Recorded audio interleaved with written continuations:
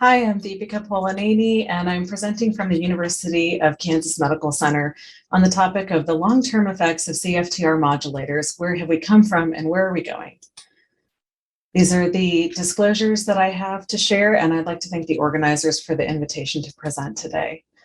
When we think about cystic fibrosis and where we've come from and where we're going into the future, it's clear that the history of CF is evolving before our very eyes. What we have routinely thought of as common symptoms of CF shown in the left panel, including salty tasting skin, chronic respiratory problems with lung infections, poor growth and weight loss, and especially the pathognomonic sign of meconium ileus, is already changing in front of us in the era of CFTR modulator therapy. In the center, you can see a light micrograph of a perforated bowel of a newborn baby with cystic fibrosis, and this is due to meconium ileus or intestinal plugging due to defective CFTR. But on the right, you can see that we have the first case report in 2021 of an infant with 2 copies of the delta F508 CFTR mutation, who was born to a mother with CF who continued on her CFTR modulator therapy throughout the pregnancy. The baby was born at 39 weeks, term delivery, and the physical exam was normal with a normal birth weight and height at the 95th and 98th percentile.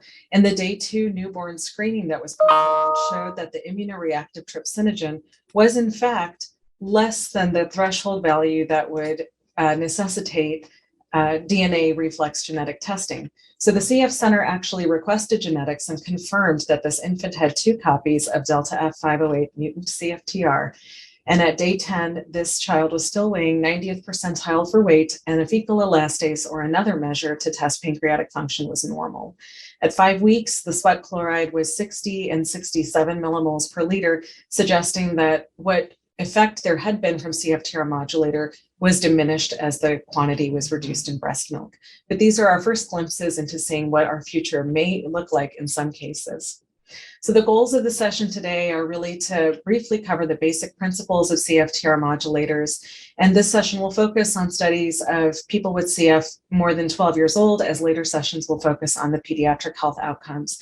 As other sessions are focusing on advanced lung disease and GI health effects, this session will really focus on lung effects, sweat chloride, and adverse effects. This is really building on Ivacafter as the first modulator as a model, and looking at predominantly at what is termed highly effective modulator therapies. While that is somewhat arbitrary, it has generally become accepted as having an average FEV1 improvement of greater than 10 percentage points of percent predicted FEV1. So CFTR modulators are a class of drugs that improve the production and intracellular processing and or function of the defective CFTR protein. And the precise mechanism of action of these drugs is actually dependent on the effects of the various components that are comprised into what can be combination therapies. So generally speaking, these have been divided into correctors and potentiators, and their action is indeed mutation dependent. So in a brief review of the timeline here of FDA-approved therapies in CF, we can see that Ivacafter was the first CFTR modulator that was approved by the FDA. And this is an example of a potentiator that focuses on gating and residual function mutations, such as the G551D mutation, and allows for better channel activity at the cell surface.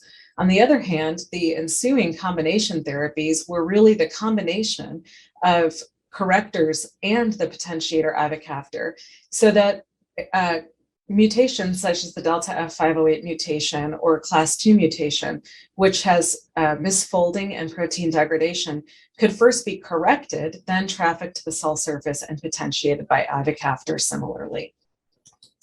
So Ivacafter indeed was the first first FDA approved CFTR modulator, and this is a potentiator as mentioned. It was first approved in people with this G551D mutation and later approved for additional gating and residual function mutations. And it did set the stage for substantial clinical gains with a 10.6 percentage point improvement in percent predicted FEV1 compared to the placebo group. It's hard to forget these breathtaking graphs that were the first evidence of what CFTR modulators may herald. And here you can see the marked improvements in FEV1, the proportion of event-free subjects in panel B for pulmonary exacerbations and hospitalizations. In panel C, you can see the significant improvement in quality of life, and in panel D, the improvements in weight. Remarkably, panels A and B on the right side here show the significant reduction in sweat chloride, both in absolute value and in reducing sweat chloride in the treated group to a threshold that was lower than 60 millimoles per liter, or what is generally considered the diagnostic threshold when taken together with clinical signs and symptoms of CF. So the long-term effects of Ivacafter have probably been best studied under the observational study, G551D observational study, or GOAL.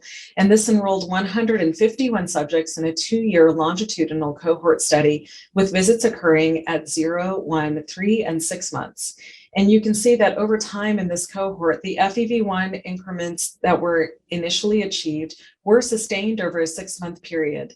And we also see that the change in baseline for BMI continued to increase. There was a sustained reduction in sweat chloride, and we do see that there was a little bit of a trend downward for the CFQR over time, but this still exceeded the minimum clinically important difference of 4.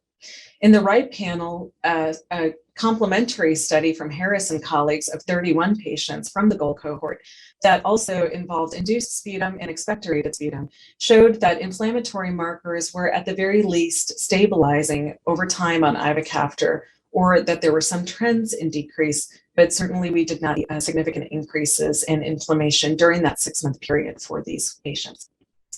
What is likely the most granular study in long-term effective modulator use to date is published here by Heizard and colleagues.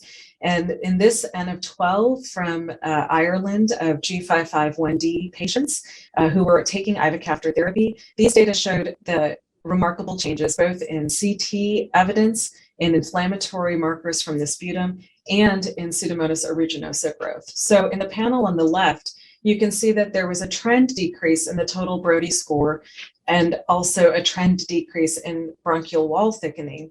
But mucus plugging was significantly decreased when compared at 400 days versus baseline for people who continued on after therapy. And the representative figure below is one subject, and you can see this thickened bronchial airway and distal mucus plugging at day 0. But at day 400, you can see that this is significantly improved as they've continued on Cftr modulator. In the first week of therapy, inflammatory markers that are noted here were uniformly and significantly decreased. And while there was initial evidence in the first year of the study that Pseudomonas aeruginosa was significantly decreased as well, over the second year, there was again an increase in Pseudomonas aeruginosa growth, which leads us to believe that not all of the complications of bronchiectasis will be permanently addressed by any stretch, rather that we will be continuing to consider some of these factors as people continue on their therapy, and they remain important areas of research and care. So the largest data set that we have to analyze presently for long-term modulator effects is the 5-year real-world US and UK registry data analyses that are shown here. Throughout the slide in panels A, this is the US CFF patient registry data cohort, and in panel B, the UK registry cohort. So on the left, we can see that patients with pulmonary exacerbation were slightly higher in the Ivacafter group compared with the comparator group. But in the ensuing years 1 through 5 throughout this analysis, there was a significantly lower proportion or percentage of patients with pulmonary exacerbations in the treatment group relative to comparators. And in the middle panel, this is also true of Pseudomonas aeruginosa prevalence. You can see that in the leftmost column that the baseline characteristics for the Ivacafter versus comparator groups showed slightly higher Pseudomonas aeruginosa infection, but as this continues over time, this seems to be diminishing relative to the comparator group. And what is perhaps most remarkable in terms of long-term study for our primary outcome of interest, generally in lung health for CF, the FEV1 percent predicted, we see that there is an immediate increase in FEV1 for those who are in the Ivacafter group relative to the natural history of decline for those in the comparator group. But we do see again that over time, as we get out further into the follow-up years, that there is some decline in the FEV1, which points us to the fact that the rate of decline may still persist, but as we learned with further modulator therapy, it does appear that modulators have an effect in attenuating rate of decline. So these data are for the next approved CFTR modulator therapy, Lumacafter, Ivacafter, and this was the first approved therapy for people with a delta F508 CFTR mutant allele. And for the purpose of time, we won't be able to go into Lumacafter, Ivacafter combination or Tezacafter, Ivacafter combination in detail.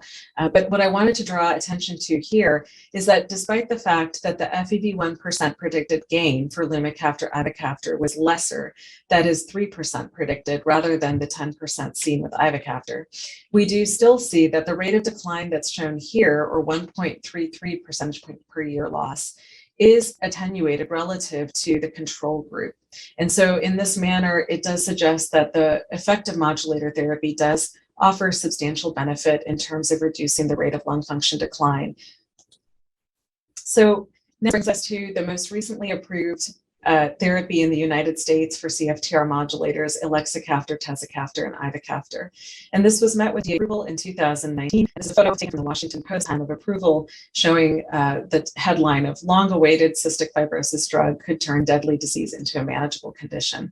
And we are certainly looking at what that future looks like as we go forward from that approval.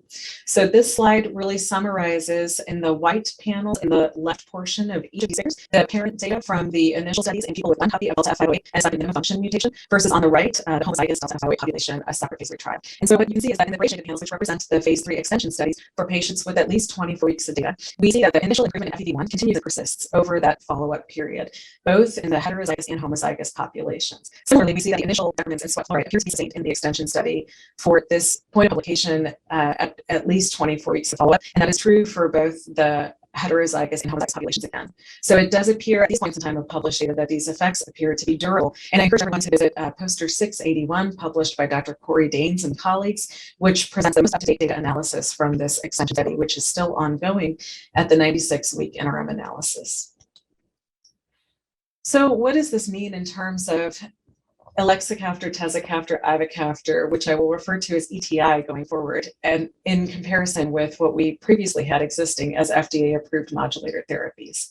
And this is quite a complicated slide, certainly for a complicated study design, but I will reduce this to some of the key basic points here.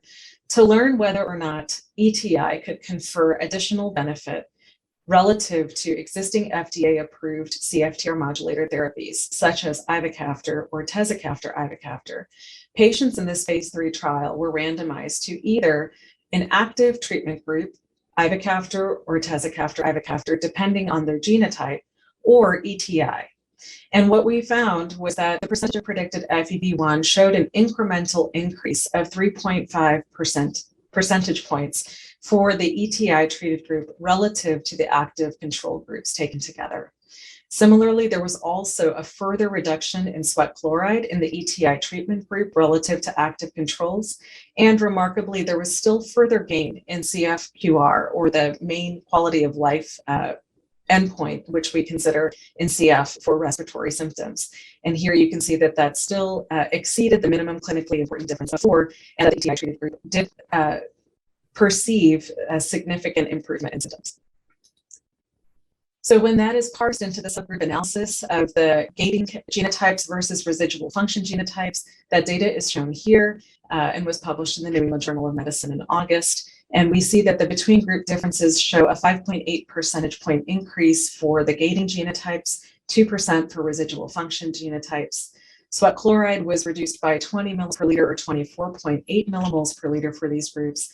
And CFQR was increasing by nearly 9 points in both groups for both genotypes relative to the active treatment. What is perhaps most remarkable is that the sweat chloride response on ETI was significant in clinical meaning relative to the active control group. So here on the panel to the left, you can see the proportion of participants, or excuse me, percentage of participants who had a sweat chloride increase that resulted in a value of less than 60 millimoles per liter. Again, the diagnostic threshold considered with clinical signs and symptoms. And overall, you can see that 83.3% of the participants who were treated with ETI achieved that benchmark of sweat chloride. Even further, 50% of the participants treated with ETI had a sweat chloride that yielded less than 30 millimoles per on ETI treatment, and that is markedly higher than the active control group. So this is actually in the range that one could consider for healthy or carrier individuals. And to see 50% of the individuals moving into that range on ETI therapy after a weaning period from active control is truly a new era in cystic fibrosis. I think what is really remarkable as well is that this data is bolstered or externally substantiated independently by the Czech SC cohort. This slide is courtesy of Dr. Edith Zemanek and shows unpublished data that has been submitted for review to the American Journal of Respiratory and Critical Care Medicine. And here we can see that in a variety of genotypes, G551D, R117H, missense and splice mutations, that relative to the diagnostic or historical sweat chloride, when sweat chloride was remeasured on Ivacafter, there is certainly a decrease in the median value, but when subjects were followed on ETI, there's a further decrease in the median value, and the trends are shown here on a genotypal basis. But this is, again, reporting similar findings to what was seen in the 104 study. Modulators are increasing in their uptake use over time. This is the most recent registry data from 2019 from the US CFF patient registry. And what we see on the figure on the right is that we know that people who are eligible for CFTR modulators are eligible for more than one. So how do we make those treatment decisions? Well, certainly these are going to be determined also by the effects that people have that may be untoward. So we learned over time as we were building on Ivacafter therapies to screen for cataract development based on that experience. Fortunately, the chest tightness and discomfort that many saw with Lumacafter, Ivacafter has not been a concern similarly with ETI. And here are listed the most common adverse events that were reported in the phase 3 ETI studies. The ETI phase 3 extension study to date shows that ETI is well tolerated and the safety is comparable with parent studies. But again, for the most up-to-date evidence on the adverse events that are recorded with this, I really encourage everyone here to visit poster 681. And I would be remiss if I did not draw attention to this paper that was written by Brad Klon and colleagues, led by Dr. Klon. It is without a doubt the comprehensive review that really offers a systematic review of adverse events with CFTR modulator therapy, starting from Ivacafter and moving through the generations that have come since. This final table from the paper even offers strategies or protocols that may be considered when needing to manage even unique manifestations that may come up. So this is a terrific reference to look at thorough reporting of adverse events and strategies to manage the same. The long-term effects of modulators have certainly led us to unprecedented effects. There are even unexpected effects. This is a picture shared with permission from one of my patients and her very happy surprise on ETI therapy. But there are challenges still that remain. As CFTR modulator therapies are FDA approved for more than 90% of people with CF in the US, topics of global access and health equity remain necessary to address.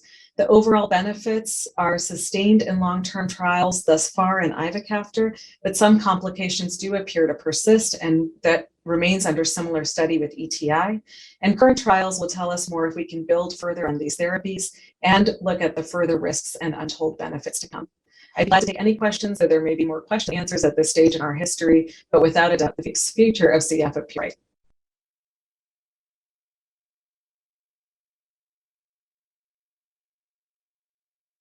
Hello, this is Margaret Rosenfeld from the University of Washington and Seattle Children's Hospital. I'll be speaking today on pediatric implications of modulators. I'd like to begin by thanking the organizers for inviting me to speak. Here are my disclosures relevant to this talk. Today, I'm going to begin by reviewing the early intervention paradigm, specifically as it relates to CF newborn screening. Then I'll review the results of clinical trials of highly effective modulators in young children to date. Then I'll turn to potential promises and concerns with early intervention using highly effective modulators. Then I'll discuss observational real-world studies of HEMT in young children and finish up with future directions. So I think you're all familiar with the fact that in the United States, we've had CF newborn screening across all 50 states since 2010.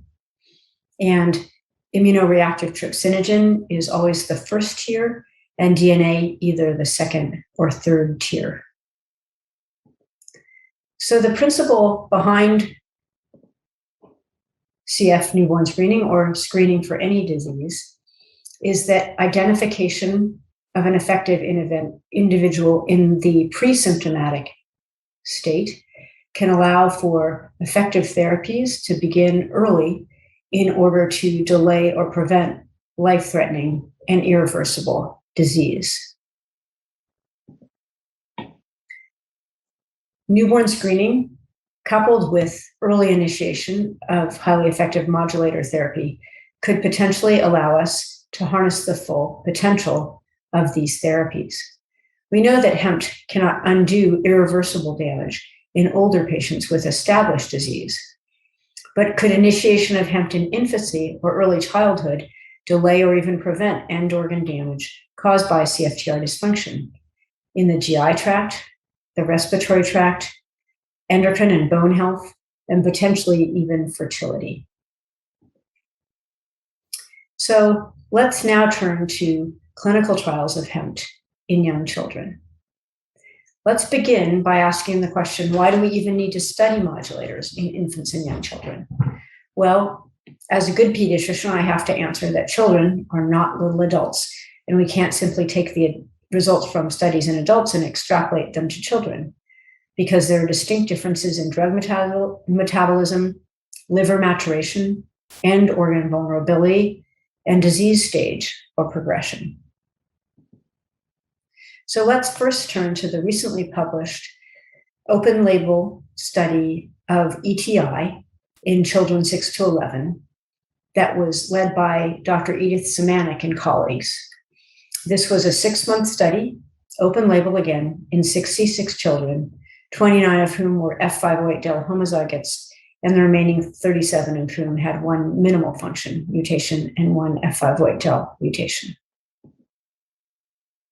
Turning directly to the efficacy results, we can see some pretty stunning results. So in terms of FEV1, there was a mean 10.2% predicted increase over the 24 weeks of the study, noting that these participants generally had normal lung function at baseline. The lung clearance index, which is a more sensitive measure of early CF lung disease and gets at heterogeneity of ventilation, had a 1.7 unit decrease or improvement, which again is quite striking. In terms of the CFQR respiratory domain, there was a mean 7 unit increase, with 4 units being the minimally clinically important difference, and these participants starting with very high quality of life to begin with. And finally, in terms of sweat chloride, there was a mean 61 millimoles per liter decrease that was dropped quickly and then was sustained over the course of the study. Drilling in a little bit more on the sweat chloride, we see some pretty impressive changes. So if we look at the F508del homozygotes, we see that 100% ended up with sweat chlorides outside of the diagnostic range for cystic fibrosis, which is above 60 millimoles per liter. And in fact, almost half of them dropped into the normal range, below 30 millimoles per liter. The effect was present, though slightly less striking, in those with one minimal function mutation, in whom 80% ended up below 60 millimoles per liter, either in the intermediate range, 30 to 59, or 6% in the normal range, below 30. So really clear improvement in CFTR function. If we look at the nutritional outcomes, there was improvement in body mass index and weight, though not so much in height. So overall, really quite impressive and encouraging effectiveness or efficacy of ETI in children 6 to 11 in this short, somewhat small, open label study. What about in children under 6? Well, the ETI studies in 2 to 5-year-olds are currently enrolling, and the studies in the infants are being planned. So currently our evidence base is from studies of Ivacafter, another highly effective modulator, but only works in a small proportion of patients with CF, those with gating mutations. The clinical trials of Ivacafter in children under 5 are shown here, and I'm certainly not going to spend a lot of time reviewing all of them because you probably are familiar with the results, but I'm just going to focusing on the results from our newest published cohort, the 4 to under 12-month-old. We're just finishing up the 0 to 4-month-olds as we speak, but the results are relatively similar across these descending ages. So if we look at sweat chloride, we again, in the 4 to 12-month-old, see quite a significant drop with a mean absolute change of 56 millimoles per liter over the course of the study.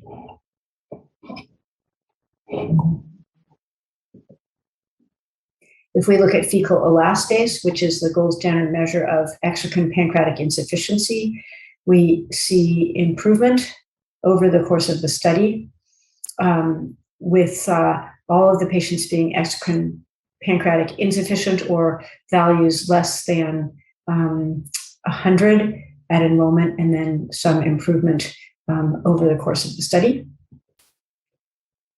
And immunoreactive trypsinogen, which is a more non-specific marker of pancreatic stress or damage, again tends to improve or lower over the course of the study. So these results in studies of ivacaftor in children under 5, what do they teach us? Well, the improvements in fecal elastase and immunoreactive trypsinogen certainly suggest a potential effect of CFTR modulators on protecting against progressive exocrine pancreatic dysfunction if initiated at an early age, which is very exciting.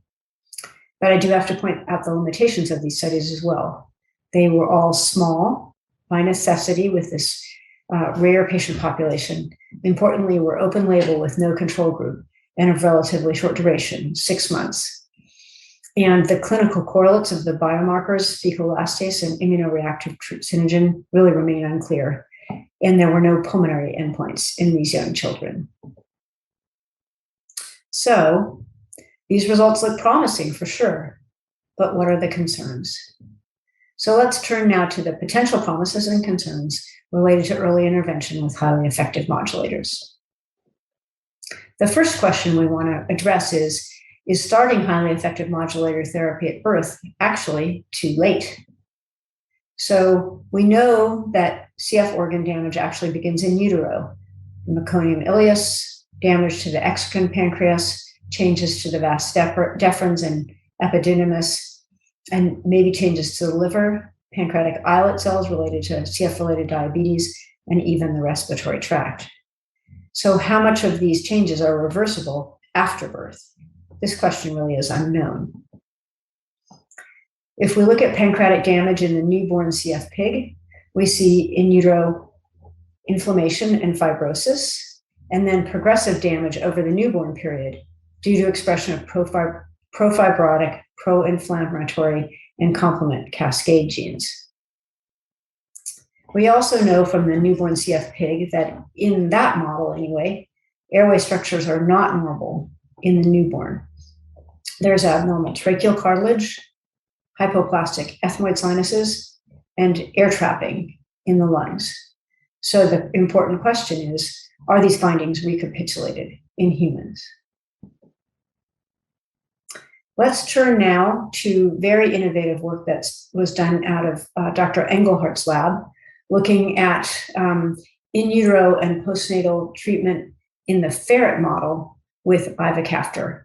And the results show that this approach rescues multi-organ disease. So homozygous G551D or knockout neonatal ferrets are known to have abnormalities in the GI tract, the male reproductive tract, and the lungs, similar to humans. And in this study, in utero and postnatal treatment with Ivacafter rescued organ damage. It decreased meconium ileus, protected the male reproductive tract, improved pancreatic exocrine function, as well as glucose homeostasis and growth, and definitely improved survival. It also improved mucus accumulation and cultural bacteria in the lungs. Now, I need to point out that this therapy was begun in utero and continued after delivery.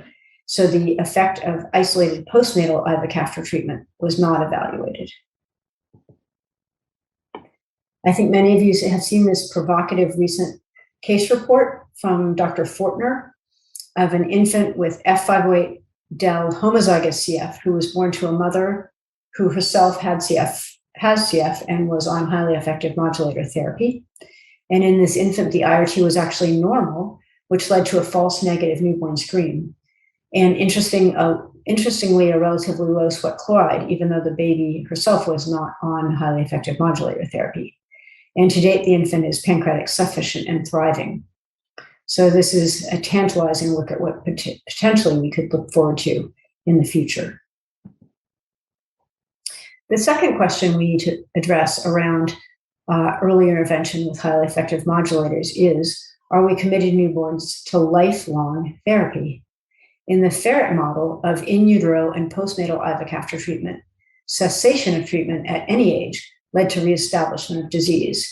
And you can see here that survival was markedly improved among ferrets who were treated for longer periods of time, and markedly worse among ferrets in whom treatment was stopped very early after delivery.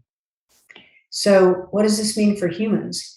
If hemp is stopped later in life, either voluntarily or involuntarily, what will happen to disease progression? So exactly what are we committing these newborns to? The third question we need to address is, will initiation of highly effective modulators actually be disease modifying?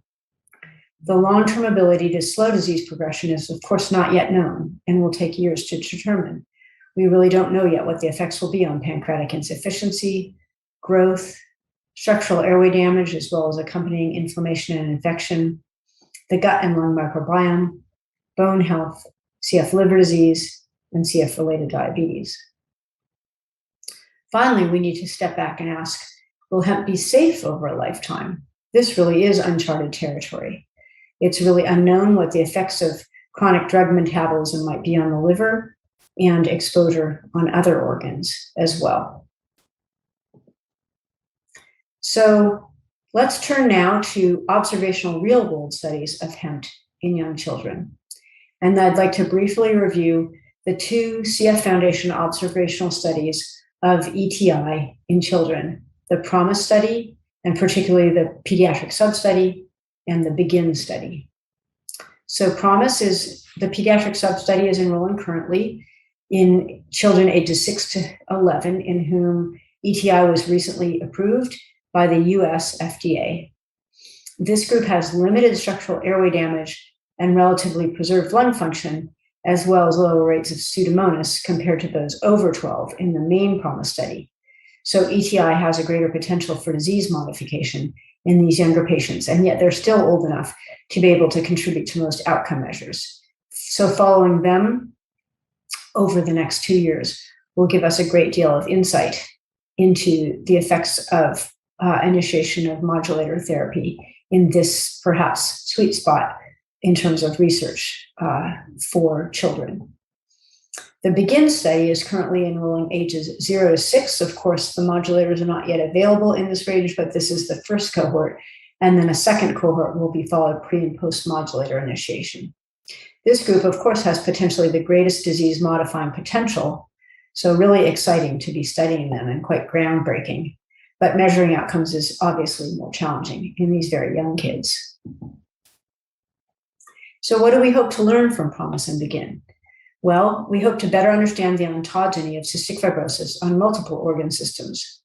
We hope to learn when organ damage starts and how it progresses, using in particular the lung clearance index, which, as I've alluded to, is more sensitive than the FEV1 to early CF lung disease, learning about the respiratory microbiology, in particular the microbiome, as well as pancreatic function and intestinal dysbiosis inflammation in the GI tract, the ontogeny and progression of CF-related diabetes and CF liver disease. We'll also be able to gain some insight as to whether effective modulator therapy can control CF long-term. Can progression be slowed or stabilized? And at least in some organ systems, could it even potentially be reversed? So stay tuned. So to conclude, let's take a look at what early intervention with highly effective modulators might hold in the future. So just to remind us, looping back to the early intervention paradigm, the idea is that early diagnosis, which now could potentially even be preconception, allows for initiation of therapies in the pre-symptomatic or asymptomatic period in order to delay, prevent, or in some cases, potentially reverse structural damage to various end organs. So early initiation of highly effective modulators in infancy or early childhood after newborn screening, or potentially even prenatally, could allow for finally effective primary prevention of CF and turn it into a manageable chronic disease. But there are certain sobering questions that still remain. If we're committing our children to lifelong therapy, what is the long-term safety profile? What will happen if highly effective modulator therapy is either voluntarily or involuntarily stopped for some period of time? There are huge questions around cost with the expensive annual price tag, which of course is intimately coupled to huge concerns around access and equity. And it may sound sort of science fictionally, but we may even at some point be thinking about prenatal modulator treatment to avoid in utero changes that are affected by cystic fibrosis. So I'd like to end by acknowledging my wonderful colleagues around the world. Jane Davies and I were partners in leading the Kiwi Climb and Arrival studies. Felix Ratch and Jess Pittman and I are the leads of the PED sub-study of PROMISE. Bonnie Ramsey and Luke Hoffman lead the BEGIN study. The site investigators for all these studies have been and are incredibly dedicated, and most importantly, all the patients and families enrolling in these studies. So I'm happy to take any questions. Thank you very much.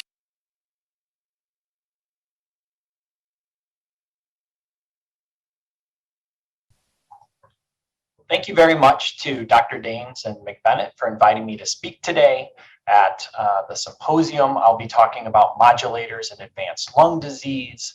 I'll have a special emphasis on triple therapy. And really the major take-home point today is that in this specific population, modulators, especially triple therapy, are very safe and effective. So you can go ahead and stop listening now. That's the take-home. I do have a disclosure. I am a consultant and do research for Vertex Pharmaceuticals. They are the company that makes triple therapy and other modulators for our CF patients, and will be the focus of the bulk of the talk today. So first, let's just make sure we're all on the same page. What is advanced stage lung disease? And so generally, pretty easy, we use it as a term to say, hey, it's when the FEV1 kind of their stable outpatient FEV1 drops below 40%. That's what we're going to use today for the studies that are involved. There is some nuance to that. And so if you do want to look a little bit more closely, Dr. Ramos and colleagues recently published their guidelines for lung transplant referral and really talks about different stages of disease. Of course, we should begin, just like we talk about transition at the time of birth, we should start talking about transplant as part of the CF journey throughout all of our patients' lives. But really, when that FEV1 is less than 40, that's usually what we do. And certainly there can be issues where patients have recurrent pneumothorax, massive hemoptysis, dramatic drops in their lung function that may necessitate referral to transplant or advanced stage lung disease prior to the FEV1 hitting 40%. So that's the group of patients that we're talking about today.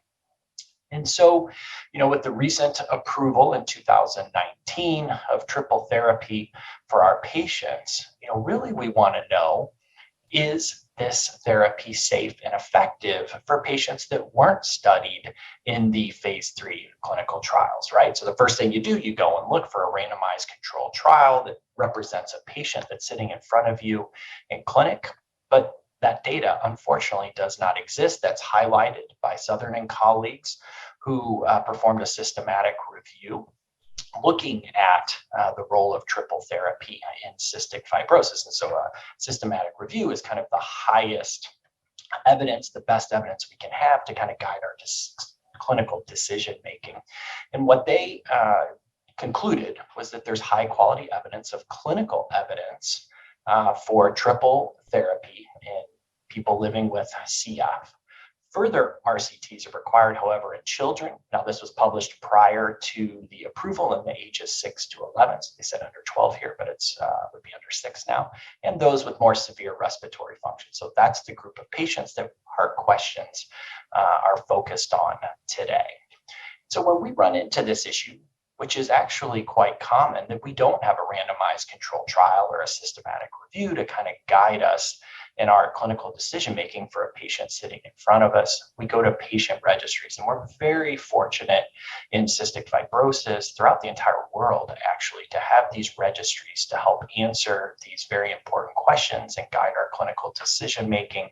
You know, registries are a very valuable source for clinical research. So an outstanding prospective cohort study was performed in France, and it included every CF center in France as well as their transplant groups. So this was a very involved study, very complete and comprehensive, and it occurred between December 2019 through August of 2020. And in order to get access to triple therapy in France, people living with CF had to meet strict criteria. So as a result of this, every single patient that was started on triple therapy is included in this study. We have start dates, and we know that they got access to the medication. There's not a 6 to 8 week delay from when you think that they started because you're trying to work through insurance issues. So that's a major strength of this study. Second, the median FEV1 was 29%. So this is a sick group of patients. These are truly advanced stage lung disease. So again, that helps when you're trying to understand a patient sitting in front of you and how this study may be relevant to that. They looked at clinical characteristics at 1 and 3 months, and then looked at safety and effectiveness in September of 2020. And so the first thing is it safe, right? That's the most important question that we ask ourselves when we're thinking about a medication for our patients. And the adverse events, they looked at 84 days was the median follow-up. Now remember, the phase 3 study, the largest one, was about 168 days. So this is about half that time. But reassuringly, all of the common adverse events that you can see on the screen here are either less than what was seen in the phase 3 study or similar. Second, I think it's also very important to highlight all patients continued therapy. There were a couple temporary discontinuations for rash. All of us that take care of CF patients are familiar with kind of that process, but otherwise no discontinuations. So a very reassuring signal in this population with more advanced stages of lung disease where you'd be concerned, hey, they're more likely to have side effects and more severe side effects. So at least in this cohort of patients, that was not seen. And then second, right, we want to know what happens to the FEV1 and weight gain, right? That's very important clinically with our patients. Obviously, those are very common clinical trial outcomes. And with dual therapy that was previously looked at in advanced stage lung disease, there was no impact on lung function in that subgroup of patients with advanced stage lung disease. So this was an important question going in. As you can see, the FEV1% predicted improved an absolute improvement of 15%. So that means that if you were at 30% at baseline, your lung function went up to 45%. So a significant improvement on par with the phase 3 data. So again, a different experience than what we had seen previously with the double therapy. Weight improved by 4.2 kilograms, about 9 pounds. Again, very significant improvements in a lot of the advanced stage lung disease patients, which are usually on the lower end of the BMI scale. And then look at these reductions in treatment. So this is not azithromycin, pulmozyme, nebulized hypertonic saline, but different, which is a whole different story in our patients on triple therapy. But these specific treatments, and I really want to highlight the long-term oxygen, right? So as a pulmonologist who takes care of not just CF patients, but all pulmonary patients, you know, outside of a setting where someone has an acute event, a CF pulmonary exacerbation, pneumonia, where they require supplemental oxygen, they get antibiotics, other interventions, and they recover, they come off of oxygen. In my stable outpatient pulmonary practice, I don't see patients come off of oxygen once they kind of progress to that point. And so here in this study, 43% of the patients were on oxygen required supplemental oxygen at study initiation. And at 3 months of follow-up, 23% of the cohort required supplemental oxygen. So an absolute reduction, 20% of the patients no longer requiring supplemental oxygen. That is a tremendous improvement and really kind of speaks to the disease-modifying nature that occurred in these patients. Similar improvements in reductions in non-invasive ventilation and the need for enteral tube feedings, again, which is very impressive in this more advanced stage lung group that tends to have issues with weight gain. And then they looked at what was going on before in terms of where are they on the lung transplant pathway. As I stated before, FEV1 less than 40% is kind of a common time where we start thinking about lung transplant referral, talking to patients about lung transplant. Median FEV1 in this cohort was 29%. So at initiation of therapy, among the 245 patients, 78% not considered for lung transplant for whatever reason, but there were 53 patients, or about 22%, that were in the lung transplant path, including 16 that were on the list and 37 that had been referred for lung transplant. So what happened to these patients after they started triple therapy? Well, the lung transplant pathway after follow-up, only 2% were still in the lung transplant pathway. So from 22 to 2% is, again, a tremendous drop in those patients. And so of those 5 patients, 1 was referred for lung transplant and 4 are currently on the lung transplant list. There were 2 that were actually transplanted. Both of those were less than 10 days after initiating therapy with triple modulator therapy. So I think some could argue not enough time to kind of benefit fully from the medication. And then 1 died without lung transplant. This was a patient with an organism that did not permit transplant in France. So again, if you kind of look at these side by side and you just look at the pie graphs, you go from a large percentage of patients in the lung transplant path to a very small percentage of patients requiring transplant. So really, for a significant number of patients, 48 of these patients, their lung transplant journey has been delayed, right? And so I think that's a very important point. Anecdotally, we've seen this at our own transplant center at the Cleveland Clinic. We were going to publish this data, but France did a much better comprehensive job and with a larger number of patients. But I think talking to other CF clinicians throughout the United States, we have seen this as well. And so a question comes up, well, maybe the decrease in CF lung transplants happened in 2020, right? So we had the advent of Trikafta, but everyone else was also experiencing COVID. So maybe these transplants that we're attributing to Trikafta are actually because of COVID. And so the group did an interesting analysis here.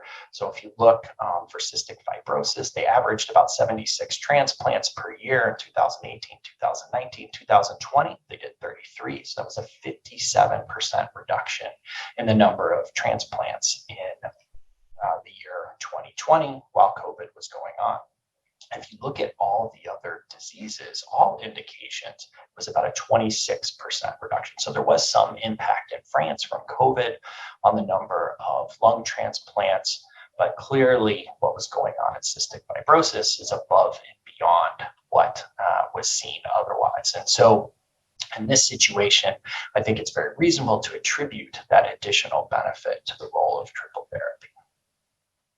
Well, what was the experience in the United States? And so here I have a graph of the number of individuals receiving a lung transplant between 1999 to 2019. On the x-axis, you have every year. As you can see, over the last 5 years in the US, there's been around 250 transplants per year. Last 10 years, about 200 transplants per year among adults and pediatric groups. So pretty stable throughout that time. In 2020, we did 78 CF-related lung transplants according to the HRSA data, which is a 68% decrease. Now, when we looked at the US and looked at the number of lung transplants that decreased compared to 2019, we only had a 6% decrease, which is in contrast to France, which was about 26%. So there was a drop in lung transplants during COVID associated 2020, but it was only 6%. So again, I think it's reasonable to attribute this dramatic drop in lung transplants in the US somewhat to the role of triple therapy. So in conclusion, modulators in advanced lung disease, especially triple therapy, appear to be safe and effective. And so we're very fortunate, again, in CF to have clinical registries. We have a very robust registry in the United States. These registries are replicated throughout the entire world. And France did a fantastic job helping us answer these important clinical questions for our patients that's sitting right in front of us in clinic. Side effects were similar to the phase 3 study populations, which was very reassuring. We saw absolute improvements in lung function and weight that were similar to phase 3. In France, lung transplants have been delayed for a significant number of patients. That also appears to be the case in the United States. So I really think the next question becomes is how do we understand the window for transplant in the triple modulator era, right? So I think we spent a significant amount of time pre-modulators worrying about referring our patients too late and missing the window on the back end, our patients becoming too sick. And now I think it's going to flip. That will always be a concern. But are we transplanting our patients too early? There's no such thing as referring them too early and getting the input. But we'll have to follow our patients very closely to kind of understand where is that sweet spot where we're really maximizing the benefit of lung transplant as an intervention for our patients. So thank you very much, and I'm happy to answer any questions at this time.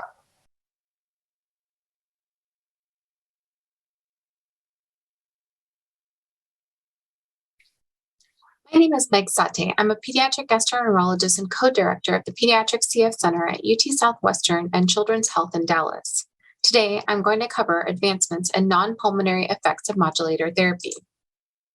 Here are my disclosures.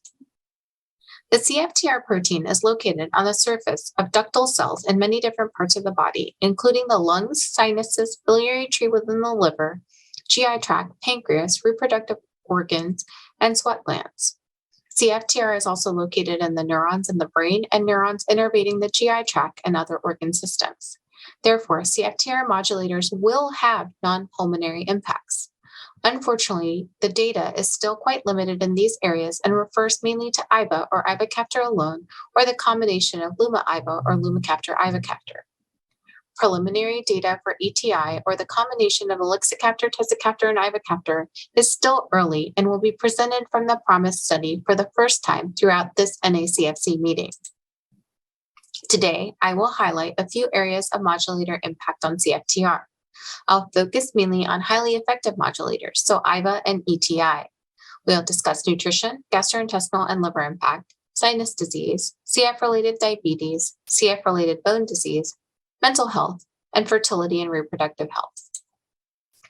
I will begin by reviewing a few highlights on a similar talk that Dr. Wilchansky and I gave back at NACFC 2019 about the impact of highly effective modulator therapy on GI and liver involvement. One of the most important consequences of highly effective modulator therapy has been on weight gain. We now understand that weight gain with modulator use is multifactorial. Modulators decrease overall inflammation in the body, especially the lungs, but also in the GI tract, as evidenced by improved fecal calprotectin in several studies and changes in the gut microbiome. This results in a decrease of both total and resting energy expenditure. Gelfand et al. Showed that IVA normalized pH in the duodenum, likely due to improved bicarbonate secretion from the pancreas. This change in pH helps activate more natural and exogenous pancreatic enzymes, overall improving digestion. All of this has led to improved weight gain and even the possibility of gaining too much weight in patients with CF, which was previously unheard of. In regards to pancreatic function, the jury is still out. The Arrival study evaluating 12 to less than 24-month-old children on IVA showed improvements in markers of pancreatic function such as fecal elastase, immunoreactive trypsinogen, and amylase and lipase, suggesting potential preservation or improvement in pancreatic function if Ivacafter is started early enough in life. The CLIMB study for 2 to 5-year-olds on IVA showed similar results. Preliminary data from PROMISE has not shown significant improvement in pancreatic function in patients on ATI that are 12 and above. This data will be shared at this conference. Unfortunately, it's too early to tell in patients 6 and above, as ATI was only recently approved for this age group. Further use of ATI for below 6 years of age is still under investigation. In regards to the liver, some very small studies, including a case report, showed improvement in steatosis in a patient on Ivacafter and improved bile acid distribution in several patients on Ivacafter. But overall, the data is very limited. There are concerns of drug-drug interactions with modulators, including the obvious evolution of Luma-Iva to TEZ or tezacaftor-Iva to decrease this occurrence. However, as modulators are metabolized through the cytochrome P450 system, there will continue to be drug-drug interactions for providers and patients to be aware of. Let's start with nutrition. Looking at the CF registry from 2019, which included patients on highly effective modulators, including both IVA and ETI, although ETI data was likely limited, we see an increasing trend to above the 50th percentile for BMI and weight in both children and adults. Again, we know that weight gain is multifactorial. However, this increased incidence of overweight and obesity in our patients with CF is forcing us to reconsider how we teach our patients and caregivers to nourish themselves and their loved ones. It is also forcing us to reevaluate how we assess nutritional status in our patients. This is being addressed in the development of the adult nutrition study through the TDN, looking at different methods of nutritional assessment. The study is called Strong CF. There is also a complementary study looking at perception of people with CF in terms of their nutritional status, their relationship with their healthcare team, and their views of incorporating new tools to assess nutritional status as part of a qualitative study through the STRC. Linear growth has always been a challenge to attain in the CF population. The BONUS, or Baby Observational and Nutrition Study, showed that despite improvement of weight gain to normal range for infants with early diagnosis of CF from newborn screening, height was lacking. In these infants, where early implementation of pancreatic enzyme therapy and nutritional management showed catch-up for weight, length did not catch up with their age-matched peers without CF by 1 year of age. This is likely due to a multifactorial contribution to poor linear growth, including defective CFTR-mediated insulin-like growth factor, lung disease, and poor nutritional status. However, a study of 83 patients between 6 to 11 years of age with a gating mutation G551D on IVA showed significant improvement in length after 1 year on this highly effective modulator. Perhaps we will all see catch up in length when we look back at infants started on IVA at 4 months of age and with ETI in children less than 12 years of age. There is still hope. Though not specifically designed to look at the impact of modulators on GI symptoms, in the Galaxy study, we did analyze patients on CFTR modulators to see if they had improvement in GI symptoms such as constipation, reflux, gas, bloating, and abdominal pain at baseline compared to patients not on CFTR modulators, and found no significant improvement. It is noted that Galaxy was conducted during 2019 before ETI was commercially available to those 12 and above. So this data reflects the experience of patients on IVA, Luma-Iva, and TEZ-Iva. PROMISE results using the Galaxy surveys will be shared at this conference and showed similar lack of improvement with ETI. A recent survey we conducted evaluating interest and need for studies to withdraw GI medications in CF with patients on highly effective modulators found that persons with CF on IVA or ETI did not report significant improvements in GI symptoms when it came to reflux, heartburn, gas, bloating, abdominal pain, constipation, diarrhea, or nausea. What about the impact on pancreatic function? In a recent publication, Nichols et al. Built on the reports of the Kiwi and Arrival story of improvement in pancreatic function in patients with CF with gating mutations on IVA before 5 years of age by describing an index case and a series of patients older than 6 years of age on IVA who regained pancreatic function with IVA over time. The index case presented here in Figure 1 is of a patient with a F508 G551D mutation with a history of meconium ileus requiring surgical washout, who initially in infancy had a fecal elastase of less than 15. She was initiated on IVA as part of a clinical trial at age 7, at which time her fecal elastase was still less than 15.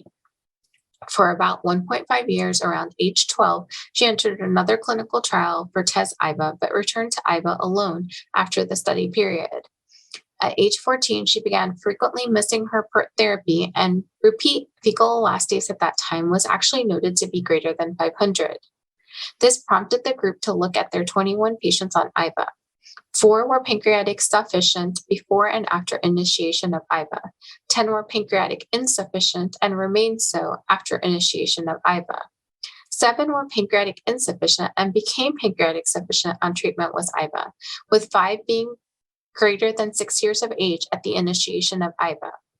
At the time of this publication, 2 out of the 5 were off PERT and 3 were weaning their dose without any clinical consequence. Anecdotally, in my clinical practice, and as will be noted in the promised results presented at this meeting, there has not been significant improvement in fecal elastase with ETI greater than 12 years of age. However, there is still hope for when ETI is able to be initiated at a younger age. Here is some unpublished data from the GI simplification questionnaire showing that both with IVA and ETI, patients are stopping and decreasing PERT on their own or being advised to do so by providers. Now, this data is not broken down by age for IVA, but at least with IVA, we know that there's promising data for less than 5 years of age for regaining exocrine pancreatic function and some encouraging data from Nichols et al. For 6 years and above. However, there is no significant data for ETI supporting stopping or decreasing PERT yet.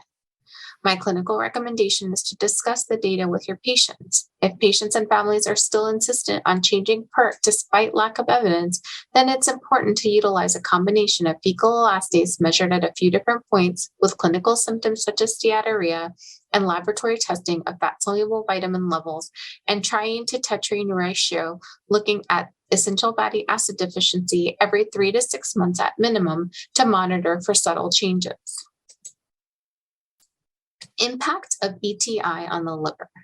We know that CFTR modulators are metabolized through the cytochrome P456 system. With ETI, we need to continue to closely monitor elevations in liver enzymes due to the metabolism through cytochrome P450 and drug-drug interactions. A recent interesting case in JCF reports a 58-year-old woman, F508 homozygous mutation for CF, who presented with DILI or drug-induced liver injury due to ETI. She had no history of cirrhosis, but did have a history of a severe drug-induced hepatitis after treatment with Tamiflu, which spontaneously resolved within 4 weeks of stopping the medication. ETI was started due to persistently poor lung function on LUMA-IVA with an FEV1 less than the 30th percentile. Within 1 month of treatment with ETI, she had a 10% increase in FEV1 and a significant improvement in her quality of life.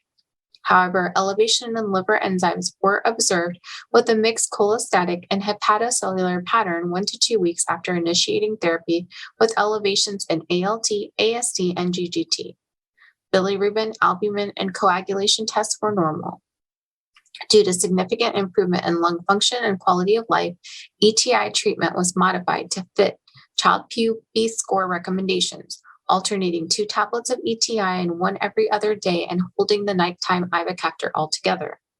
Then, due to persistent elevations in ETI was even completely stopped. Hepatology evaluation for other causes of liver disease was negative and liver biopsy confirmed DILI. Treatment was reinitiated with modified dosing and eventually standard dosing was able to be achieved with some ongoing but stable elevations in liver enzymes that progressed towards more normal values. No synthetic dysfunction was noted in this case. This case represents the challenges of elevation in liver enzymes with ETI and other modulator therapies. It also highlights the importance of partnering with hepatology and patient and family in evaluation and shared decision-making. Clinically, many have observed elevations in total bilirubin with ETI. Ivacafter inhibits uptake of OATP1B1 and OATP1B3 in vitro. Co-administration of ETI may increase exposure of medicines that are substrates for these transporters. Bilirubin is a natural substrate for OATP1B1 and OATP1B3. Therefore, conjugation is inhibited, leading to elevations in bilirubin. The most important lesson with CFTR modulators in the liver is to act with caution, evaluating for liver function, other causes of liver disease, and modifying or even temporarily holding medication and starting back at a modified dose. Of note, it is important to recognize that Child-Pugh score has been used in developing modified dosing, but is not applicable to the pediatric population. This makes it challenging for pediatric providers to know how to modify the dose.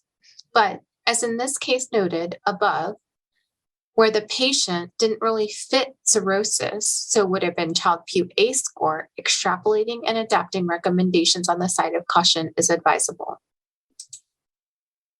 In regards to sinus disease, several reports have been published showing that Ivacafter in gating mutations has significantly improved patient-reported outcome measures, including psychological scores, as well as imaging with CT scan and clinical symptoms. Data has not been published regarding ETI to date. A recent large study of the US and UK registries showed lower prevalence and relative risks for CF-related diabetes in patients on IVA compared to untreated patients with similar genotype severity. Few small studies have shown improvement in glucose tolerance or reduced insulin requirement on Ivacafter. It is speculated that CFTR modulation has direct or indirect impact on beta cell function, but more research is needed in this area. Despite this, studies have not shown long-term improvement in hemoglobin A1c. Anecdotally, we have seen fluctuations in glucose levels in patients on ETI with reports of significant hypoglycemia. But this observation requires further research to determine why it is happening. Improvement of CF-related bone disease is multifactorial due to improved nutritional status, reduced overall inflammation, increased physical activity, and potential improvement in osteoblastic CFTR activity. Lower prevalence of CF-related bone disease was noted in the US and UK registry data comparing gating mutations on Ivacafter to controls not on Ivacafter. A study of 7 adults with G551D mutations on Ivacafter showed improvement of lumbar spine Z-scores over a 1.7-year period. In regards to mental health, CFTR is expressed in the central and peripheral nervous system. In vitro and mice models of Ivacafter have shown promising results to improve depression. However, clinically, concerns for CFTR modulators increasing anxiety and depression have been raised. It appears that mental health aspect of modulators, although not well understood, is multifactorial. It may be due to drug effect on the nervous system being different in humans than in animals, drug-drug interaction, changes in the perspective on life, goals and ambitions, and especially with ETI, the initiation during a global pandemic, which has changed everyone's life over the last 2 years. Pregnancy, fertility, and reproductive health. These are topics we did not previously think we would be discussing in depth at a conference on CF. It is definitely something to celebrate. In a review by Jane et al., she reports rates of infertility and subfertility in women with CF to be as high as 35% compared to 5 to 15% in the general population. CFTR is highly expressed in women's reproductive organs, including the cervix and the endometrial endothelium, leading to abnormally viscous and acidic mucus that blocks sperm transport and limits sperm capacitation. Highly effective modulators impact the viscosity and improve the pH of cervical mucus, increasing chance of natural conception. Both natural conception and reproductive technology have increased rates of pregnancy significantly over the last 5 years with the robust use of modulators. This is largely due to a new outlook on life, which contributions that are more concrete include improved lung function, nutritional status, and quality of life. This graph emphasizes the need to start discussion of reproductive health with RCF patients in their teens. In addition, it's important to involve genetic counseling as offspring will be at least obligate carriers, and with approximately 3,000 Cftr mutations known to date, there is a possibility of having a child with CF. In a review by Dr. Taylor Kauser, she summarizes in Table 2 case reports of women with CF on modulators during conception and pregnancy with outcomes of infants, including lactation. All of the infants were born at 35 weeks or above with no significant health concerns. In the same paper, she summarizes animal studies in which toxic doses of modulators were given during conception and pregnancy. Infertility was seen with Iva and Ivacafter. No chromosomal abnormalities were seen for any of the modulators. Decreased fetal weight was seen in rabbits with Iva, Tez, and Ivacafter. Pinna and eye abnormalities were noted with Tezacafter, and neonatal cataracts were seen in any combination involving Ivacafter. In all cases, breast milk contained evidence of the modulator. Currently, in regards to highly effective modulators, Iva is a Category B drug, and ETI has not yet been assigned. In conclusion, this is an exciting time in CF care. Modulators are improving longevity and quality of life for persons with CF. We need more data on the extrapulmonary impacts of ETI. We will begin to see some of these results from the PROMISE study results at this meeting, bringing us new insight and imploring us to ask the next set of important research questions. I believe the results of this research will force a paradigm shift in how we care for persons with CF, how we deliver care, and the perception of having CF for future generations. I would like to leave you with some final thoughts. It will definitely be interesting to watch our population of infants, children, and young adults as ETI is rolled out to see the differences in response depending on age of initiation of the modulator. Currently, Iva is available to infants as young as 4 months of age.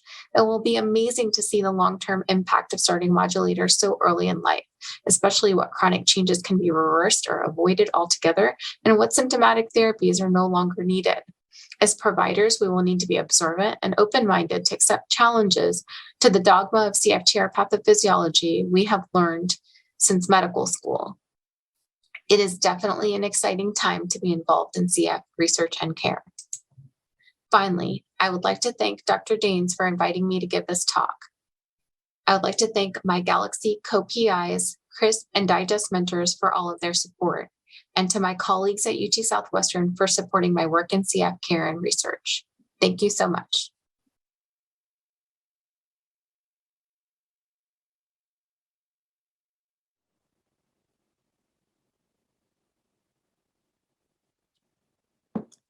Welcome. I am so excited to have everybody joining us for this last symposium of the North American CF Conference. I'm Corey Daines, and I'm one of the moderators for this session. Kimberly McBennett is my co-moderator, and we're joined by our wonderful panelists who gave these incredible talks today.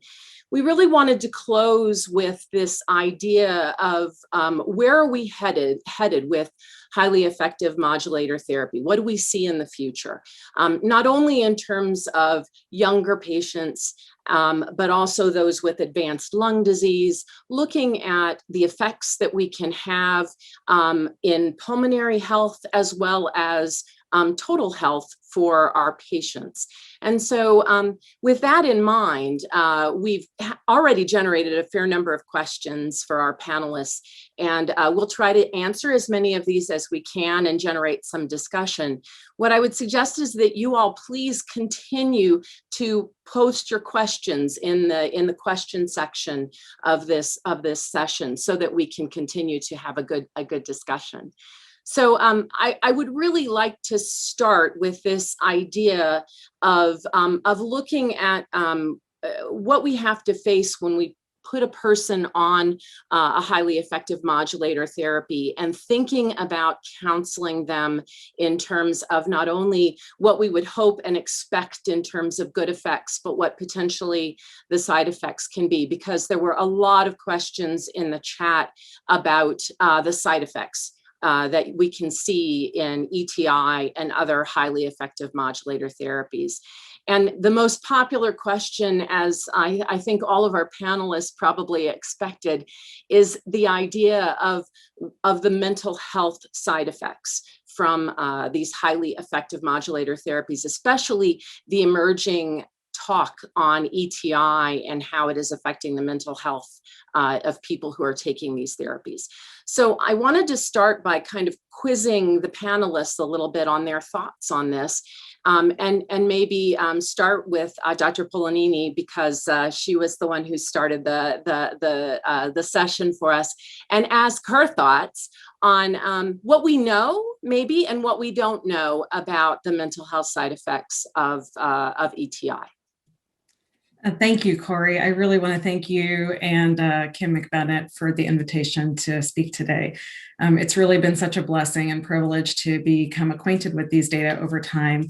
And actually, before I turn it over to the next person, I really want to be able to reflect this back to you as you had the opportunity to present the week 96 follow-up data to our community as well.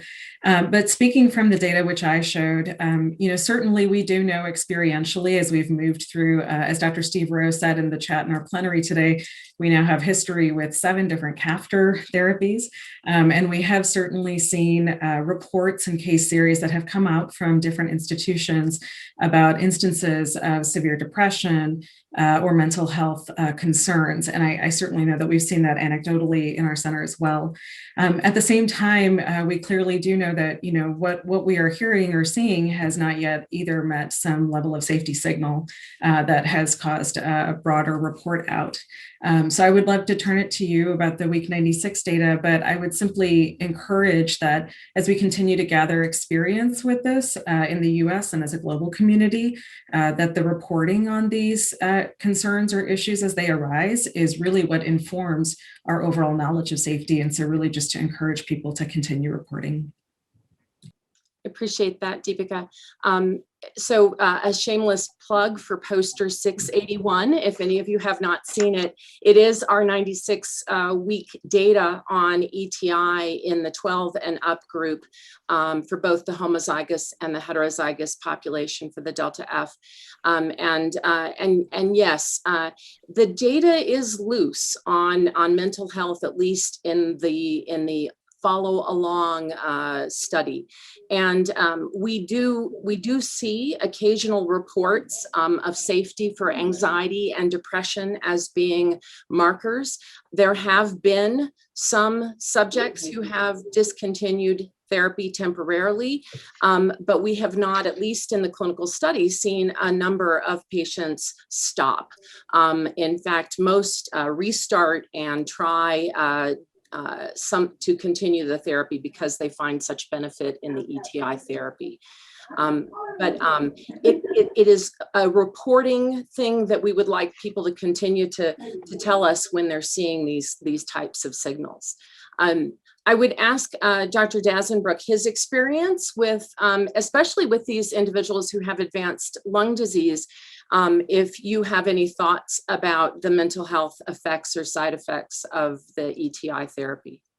Yeah, so I think this is, a very interesting topic, and we all, struggle with this when we're in a situation where we don't have great data to kind of guide us. You feel a tremendous amount of pressure to try and continue this therapy when it's just so, efficacious. And the patients are pushing for it. We have patients with other side effects from triple therapy, where normally we would stop it. They're like, no, I want to keep pushing through. And so I think as we look to the future, number one, these types of questions are often best answered through registries. And again, we're very fortunate to have the CF patient registry. And then number two, like our process in clinic that all of us have, and we're fortunate fortunate as part of being a CF center. Every center has a social worker.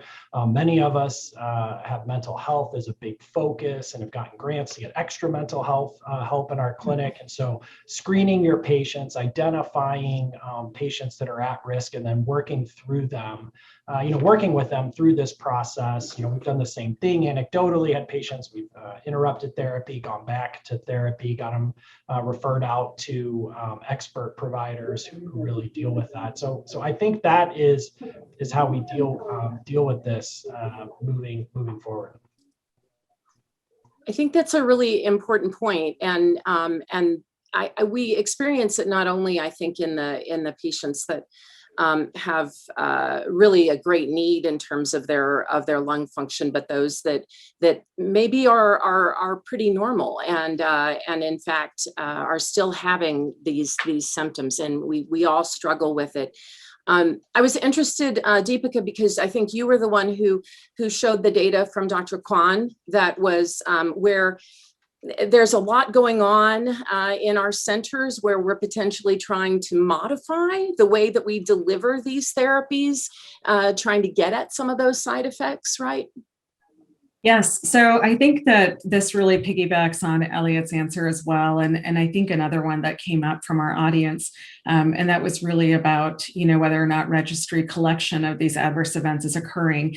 And so as you can see from that systematic review and meta-analysis, there is quite a bit of reporting from case series, case reports, but at the registry level right now, we're really fortunate to be working with our neighbors to the north in Canada, as the Canadian registry does have collection over adverse event data, whereas our processes for collecting adverse event data are separate and different here in the US.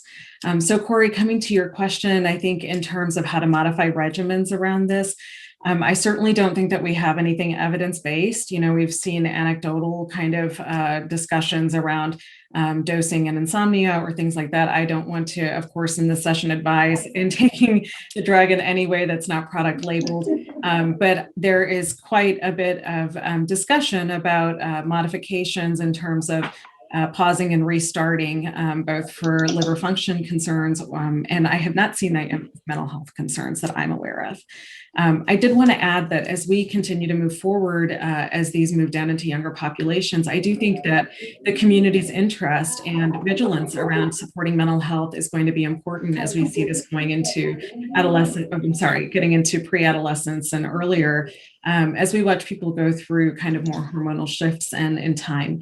But one of the important points that has been raised is that when we look at mental health right now and modulator therapy, it's a very complex time. We've also been hit with a pandemic that has changed mental health for many people around the same time.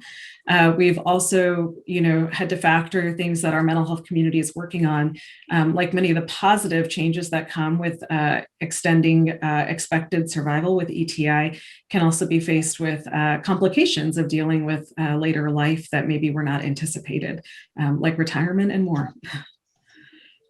And more to come, right? And I appreciate that, because there were some wonderful questions in the chat about the registry.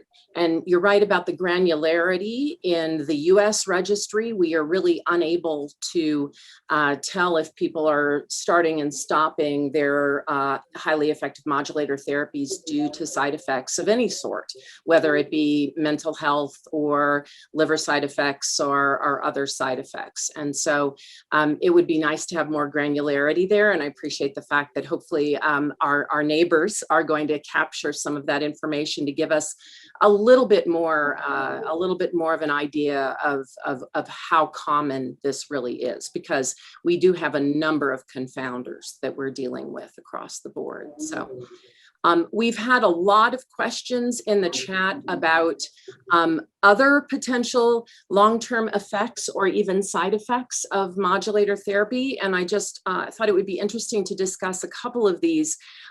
One has been really this idea of weight gain and potentially even excessive weight gain and obesity as we move forward, potentially that it affects our GI tracts that significantly. So I'd I'd really like to ask Meg, Dr. Sathi, if you have any idea or concept of, how common is it for individuals who are taking these highly effective modulator therapies to need to alter either their diet or potentially also their enzymes?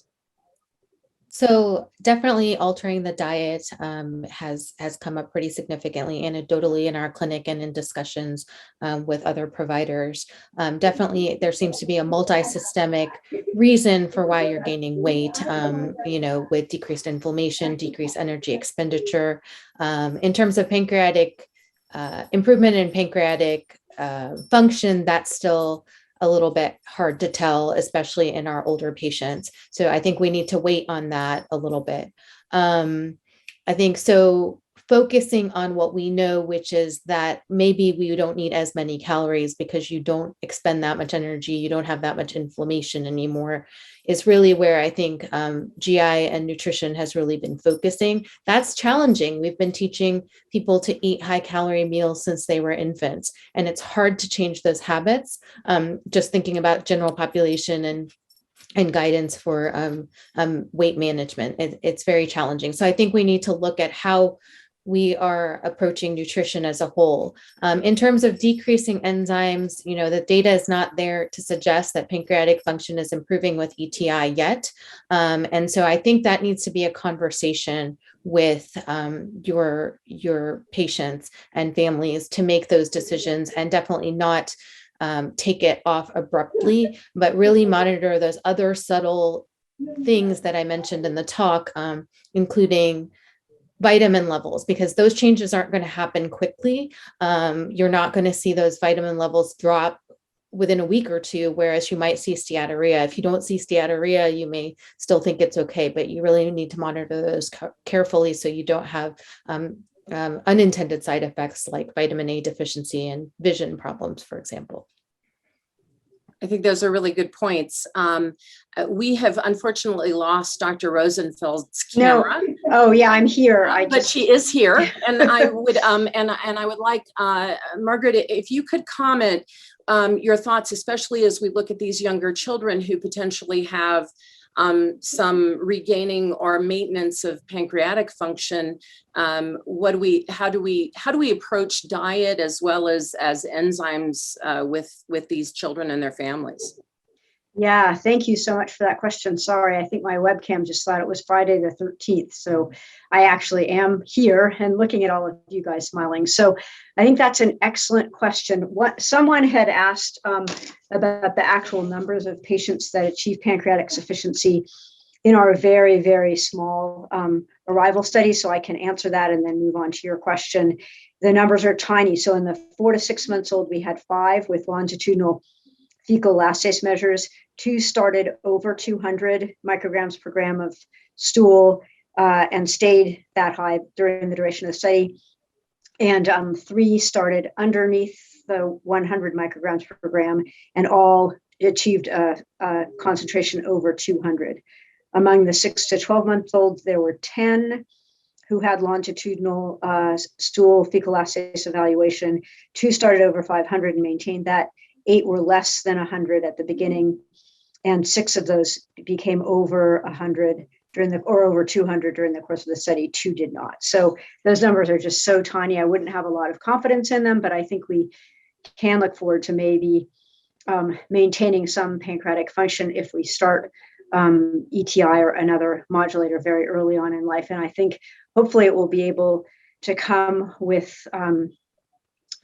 being able to suggest a diet from early on in life that is just healthier overall, since we're not so uber focused on calories. And to Meg's point, that will make it easier then to maintain a healthy diet rather than having to change mid-course. Someone in the chat also put out the idea about, will there be an increased rate of recurrent pancreatitis in patients with partial pancreatic function? I think that's an absolutely critical point.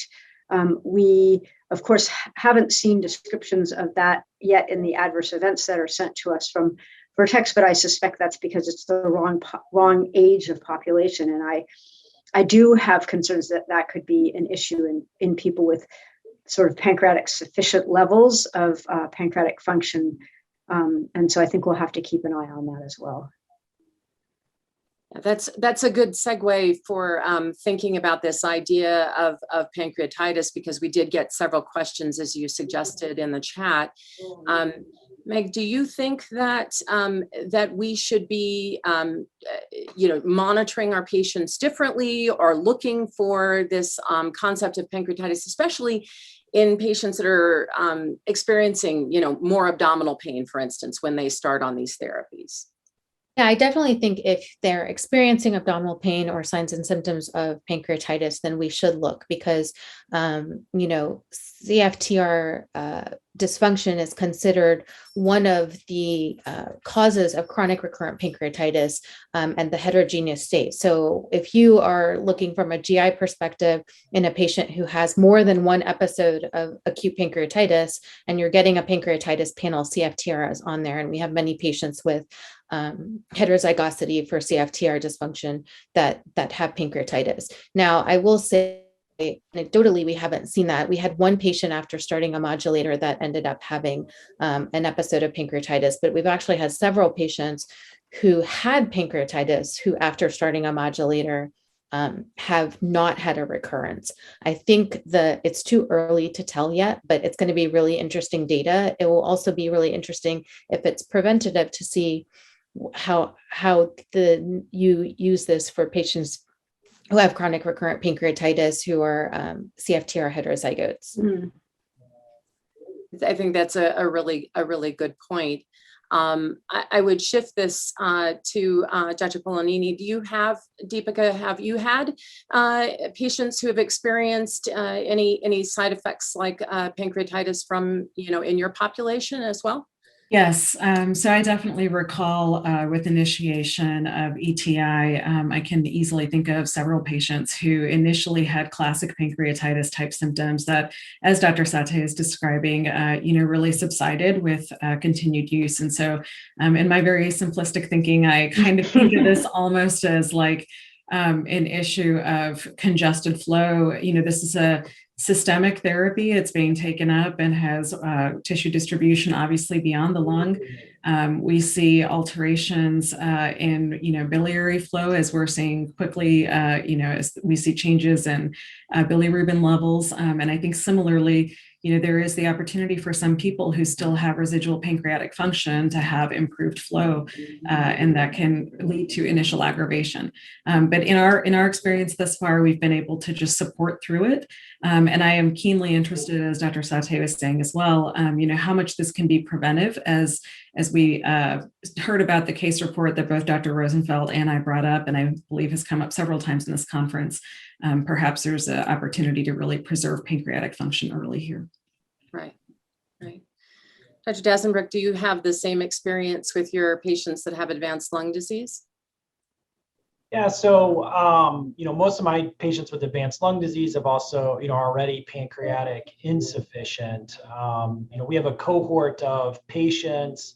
There's a large pancreatitis program at my institution. And so we've actually had several patients that have come to us through genetic testing from the pancreatitis clinic, where GI is their primary manifestations. And we've probably started 3 or 4 of those patients in highly effective modulator therapy with a history of pancreatitis, and, kind of quite nervously and kind of talking it through. And those, in that small little experience, again, with this idea, maybe we'll preserve pancreatic function over the long term, and have not seen issues with recurrent pancreatitis or increased rates of of their flares with that therapy. So that's been our experience so far. And and one more thought about potential side effects came up in Dr. Sate's talk again. This idea of liver disease, and I know the jury is out on what to do, right, when we have someone who starts on highly effective modulator therapies and has that bump in their LFTs and their liver function tests. Do we stop? Do we restart? At what point do we restart? And is there really a risk that we are inducing some form of hepatitis or making liver disease worse by pursuing these ETI therapies? And I'll start that one with Dr. Saty. So it's a really challenging question. I think that there are some recommendations in the package insert on how to dose if you are worried about elevated liver enzymes. Elevated liver enzymes are pretty common in people with CF. And not always associated with dysfunction of the liver, most commonly not associated with dysfunction of the liver. It's a lot of the recommendations are based on Child-Pugh score, which is really hard because it doesn't apply to pediatrics, and also is challenging to really differentiate sometimes in adults who have elevated liver enzymes but no evidence of portal hypertension. How much testing do you do then to look for portal hypertension before you actually start these drugs? So I think, it's a conversation to, again, be had with the families and with the patients, and to be mindful and diligent. I tend to check my liver enzymes a little more frequently if I'm starting someone who already has some elevated liver enzymes. If they're bumping up, do some modified dosing. You have to sort of take the recommendations and apply them to your patient. So you may start out more conservatively than is recommended, and that's always okay in my mind. It's okay to start more conservatively and then push forward, making sure that the patient is doing well. I think a lot of people have pharmacists in clinic. I think that's really, really important to look at drug-drug interactions, because as our patients have a multisystemic disease, they have many different medications that they're on. And so we really need to look at those and also look at the drugs that are not accounted for. So a lot of people in general take a lot of herbals and supplements that can impact their liver as well. And so looking at that co-administration of medications is really important. I think time will tell whether or not this is helpful or harmful. I don't think it's harmful as such, but I think in terms of improving liver, the structure of the liver, that we still have to figure out. Is it going to reverse fibrosis? I don't think we know. There are some small studies and case reports that have showed some improvement in steatosis with Ivacafter and with bile acids. So I think we need more data there, but I think my advice is just to be overcautious, start slow, and monitor frequently. I think that's great advice. Certainly in my experience, you have to ask all of those same questions about drug-drug interactions, the herbal supplements, and everything else to make sure that you're treating your patients the best way you can. I think that you're right. If they have a history, it's easier to watch them. Do wonder. Do we have any evidence that as we get out of that first year of using a highly effective modulator therapy, does the risk for some of these side effects, like the hepatitis potentially or the pancreatitis, does it go up or does it go down? Do you think that we have any data at this point to be able to suggest that there's that long-term the side effects are different? And I'll ask, and that's a question really for the entire panel, not just for Meg. So I don't mean that to be, I don't need to be picking on you, Meg, but I am curious about your thoughts. Do you think that what does the data show us? I don't think we have data as such yet, but I think anecdotally, I have seen that in our patients who have been on ETI for longer than a year, actually things seem to settle out a little bit. It seems that, we've had a few patients who had a history of pancreatitis who were then on it for a year and haven't had another episode. I've had kids who had elevated liver enzymes in the beginning and we were cautious and maybe stopped for a little or decreased the dose and went back up, and they seem to have kind of evened themselves out. I'm still cautious with them, especially if we need to start another medication that's going to cause liver toxicity, but I think we need more data. Thank you. And I appreciate you waxing philosophical for us about that question. So to get to some of the wonderful questions that are coming in from our audience, there does seem to be a question of theme here. We've talked about weight gain and the way we would advise people as they start on ETI in terms of changes in their diet and how they ought to monitor that. But one of the intriguing concerns that has come up is, has this shifted potentially body image for some of it, maybe our adolescents or young adults in terms of weight gain? And in that vein, is it making it so that they may potentially want to not continue on their highly effective modulator therapy because of this type of issue? So I'm wondering if anybody has any experience with that. I will tell you that I have recently had a teenager who was concerned about weight gain on her ETI, and actually asked whether she could revert to double therapy from her triple therapy because she had not experienced as much hunger and as much weight issue on her double therapy, even though on her triple therapy, she was significantly better from a lung standpoint. So that's my anecdotal experience, is I've had it happen in one teenager where they were concerned about their body image. I'm wondering, Margaret, Dr. Rosenfeld, have you seen this happen in your teenagers? Yeah, thank you for that question. I was racking my brain. I've certainly seen lots of weight gain. I haven't seen so many reporting body image concerns, but I might not be the person they would divulge that to. One thing I was wondering about that I don't know if anyone has any familiarity with is, are there teenagers who are concerned about their body image who are on purpose underdosing their enzyme replacement therapy in order to cause steatorrhea and weight loss with resulting essential fatty acid vitamin deficiencies as well?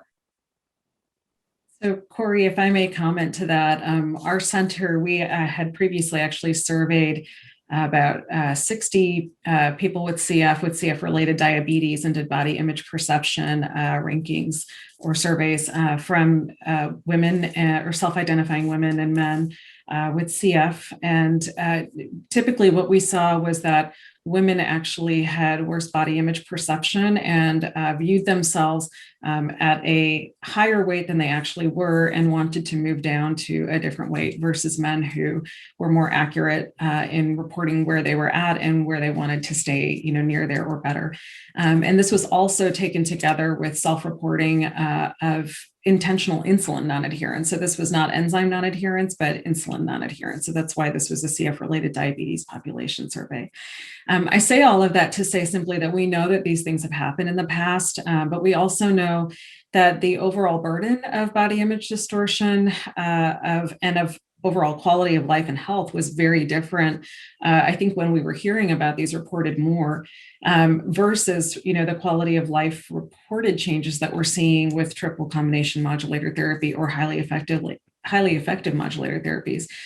So my hope is certainly that some of the comorbid depression, anxiety, and stress that have been related to the chronic burden of CF as we've known it, and the pressure to maintain that caloric intake and to deal with other body image perception concerns is actually shifting along with health as people are taking modulator therapy. I do think that we can anticipate to see some adherence concerns that may be related to weight, but I certainly hope that it's less than the concerns that we've seen before with insulin and enzymes, for example. I think that's really important insight, and thank you for sharing that data with us, because I think that one of the other overwhelming questions that's coming through the chat is this question of adherence, right? And that as we watch our populations on highly effective modulator therapies go through these potential side effects that we may perceive as not being really side effects, but being great effects, weight gain, and such. How do we, are we, well, first I'll ask, have you all been seeing people who have wanted or are underdosing or stopping their highly effective modulator therapy because of these side effects, because we certainly wonder and worry that if people are stopping their therapies, that again, insurance payers and other payers are not going to allow them to continue on these therapies. So maybe I'll start with you, Deepika. Are you seeing that piece or no?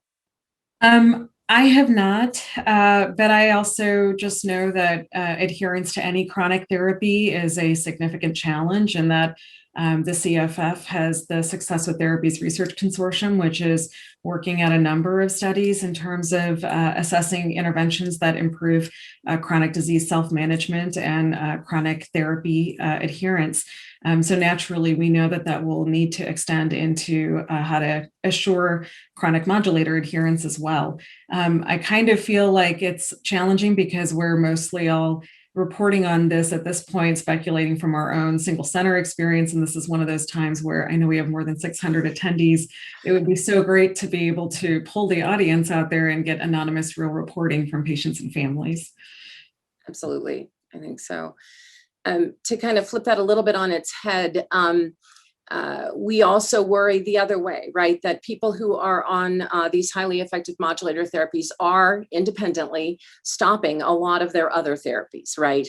That they are stopping their airway clearance, that they are stopping their enzymes, that they're stopping their insulin, that they're stopping these things because they just don't feel as though they need it any longer once they're on highly effective modulator therapies, and that this is also going to affect their quality of life long term.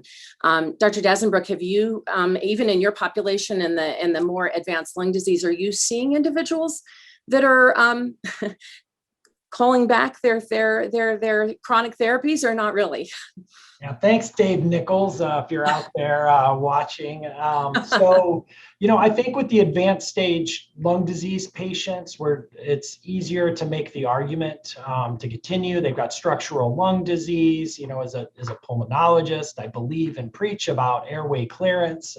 That's near and dear to my heart, and I believe that it works and it's beneficial for the patients. And so, but yeah, treatment burden, balancing that against what's quote unquote best for the patients is a huge issue for these patients. And even the advanced stage lung disease patients want to pull back from some of their chronic therapies. And so I think our approach, in addition to doing CF, I also do non-CF bronchiectasis. And so in those patients, I spend a lot of time explaining the why we do things, right? In CF, we never had to explain the why. It was like, you have CF, here's what you do. And then patients, for the most part, would do that. But so, we've really gone back for advanced stage lung disease, patients with earlier stages of lung disease. Here's why in your specific case, I think taking, 15 minutes a day to do treatment A, B, or C, adding that to your day is important for you. Here's why. I know that you don't notice a difference if you do it or you don't do it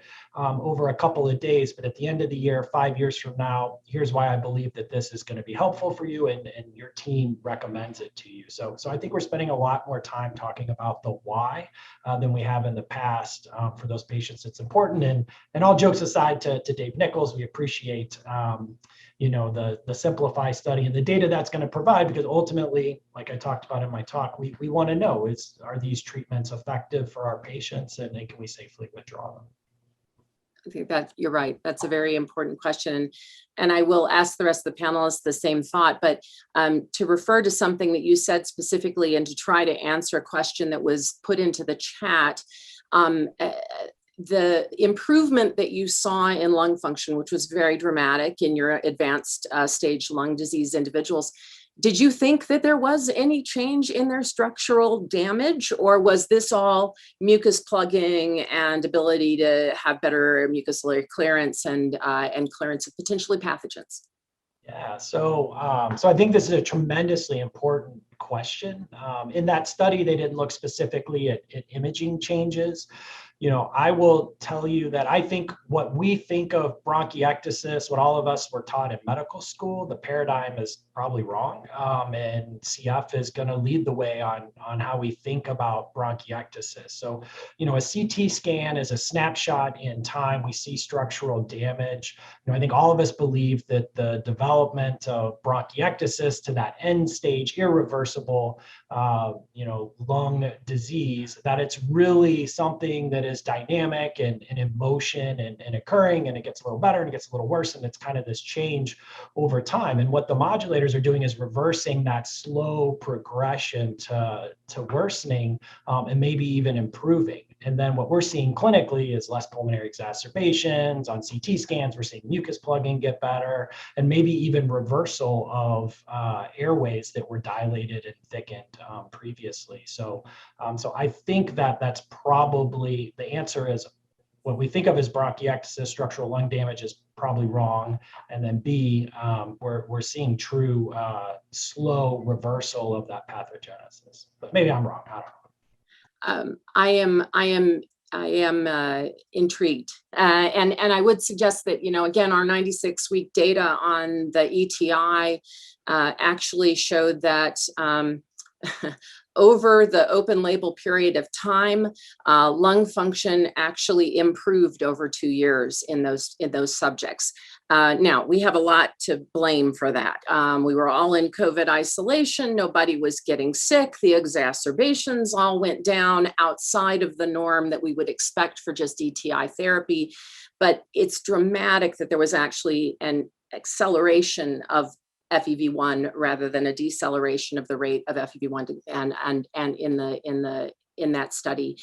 But it lends itself to this question. I was intrigued, Deepika, by your data showing that, Pseudomonas, for instance, the number of people that were colonized with Pseudomonas on Ivacafter, that number went down over time. Do we think that there's the potential of actually changing the microbiology here and the microbiome? I'm going to start with the lungs, and then I'll get to you, Dr. Sathi, with the microbiome in terms of how that is impacting our lung health. I think it's a great question, Corey. And I think that the answer to that is that we're going to learn as we keep going. I mean, I think exactly as Elliot said, we're kind of reinventing what we know about bronchiectasis now, especially when you've taken CFTR dysfunction lifelong and then suddenly flip that back on. So we're in a really interesting transition state with this entire population that's been living with CF as we move forward. So just to review some of the data that we do know about that, I highlighted Katie Heisert's paper from 2017. I think that's one of the most granular stories that we have around this.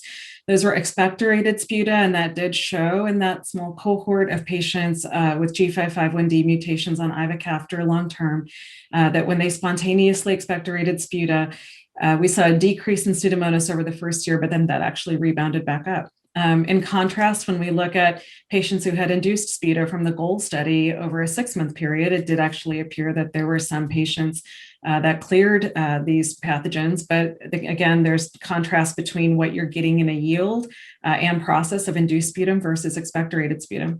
And then finally, it was actually drawn to my attention that there's a postdoc whose name I would like to do justice, Dr. Sam Durfee, had poster 517 in this session or in this conference from Dr. Singh's lab again.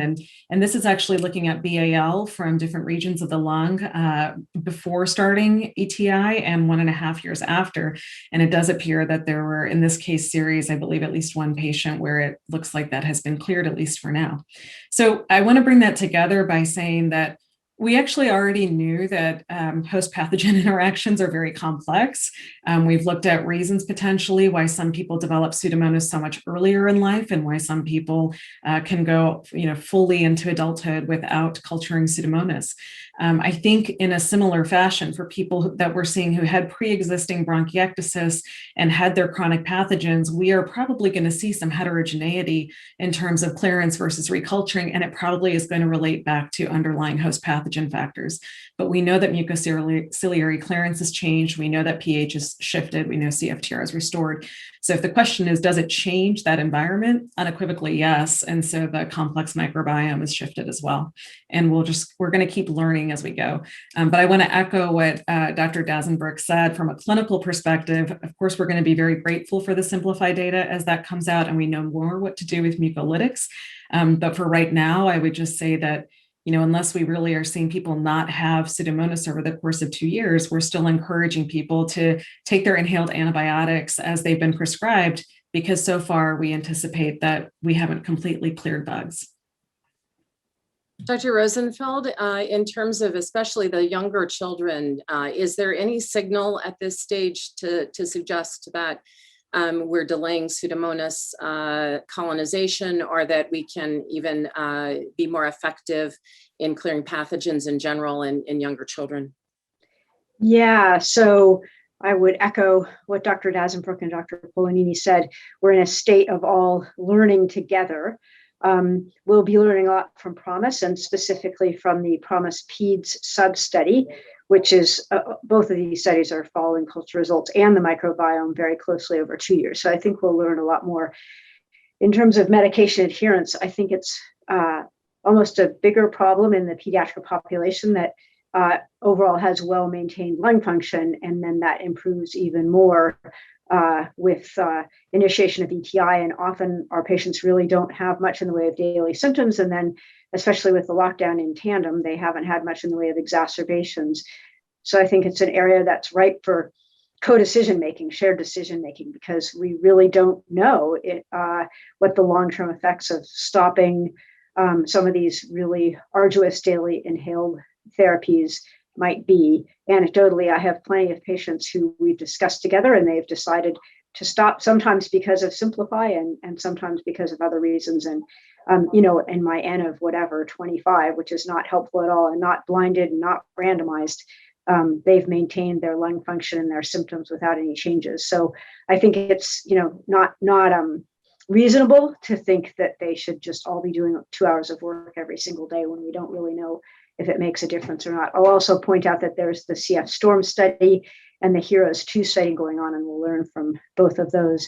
The only other thing I would add to what Elliot so eloquently stated about bronchiectasis is people probably remember, I'm going to guess 10 years ago, maybe even more, Harm Tiddens and his group published a fascinating study looking at CT changes in advanced lung disease, and showed that many people have actually a whole lot of gas trapping or hypoperfusion. It's hard to tell which one of those two things it is as the preponderant finding rather than severe bronchiectasis.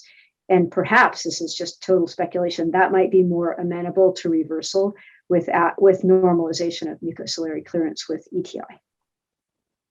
Thank you. I think that's absolutely a great example, and perhaps some of these things we were seeing, we were certainly now experiencing some reversals here. Dr. Sathi, because we had a side conversation about the microbiome, and we were speaking about the lungs, I want to ask about the gut microbiome. And there is evidence that potentially that is changing as well, and that we get better diversity when we're on ETI, correct? Correct. And there is evidence too that in addition to potentially improving some pancreatic function, especially in the younger kids, will also improve bicarbonate secretion, which is kind of the one thing we forget, that the comes from the pancreas, that is super important. And so I think that will also impact the environment in the GI tract and influence the host diversity. So the microbiome data from PROMISE and from BEGIN will be very interesting in that regard. And maybe less exposure to antibiotics. That will also have an impact on gut microbiome. So I think there's a lot more to research. That's a really interesting point about the antibiotics and our use of antibiotics, because it may very well change significantly with the advent of so many highly effective modulators. I would like to, because we're running out of time, very briefly ask the panel if if knowing all of this data as we move forward, if it is changing the conversations you're having with your patients and your families about the good effects and side effects of long-term therapy, or if that really still continues to be an individualized conversation that you're having. I'll start with you, Dr. Sethi. I think the biggest conversation that's changing in pediatrics is around feeding tubes. So now, I used to tell them, you put in a feeding tube, I'm not taking it out till you get to adult clinic, and then you make that decision when you're adult. It's a different conversation now. It's more of a temporary tool that you may need. We've removed a lot of feeding tubes in our patients above 12 years of age who've now been on ETI for greater than a year. So I think the conversation is very different. I think it is important to say this is an early drug and we need to learn more about it. And there may be newer and even more effective things in the future. So it's kind of a fun conversation to have, though. So looking forward to more conversations in clinic. Me too. We are going to run out of time in about 1 minute. So I want to ask my panelists whether or not they have any last comments they would like to make to this wonderful audience as we close out the North American. I'll just say thank you to everyone listening for participating. These were great questions, great discussion. It was really fun. And thanks to Dr. Daines and McBennett for putting this together and inviting me to participate. I want to echo the thanks and just say to everybody listening that I think that we are in such an extraordinary chapter that we're so, I think, all grateful to be part of as we keep learning about CF or relearning CF as we go forward now, and how blessed we are, how exciting it is to see what's next to come.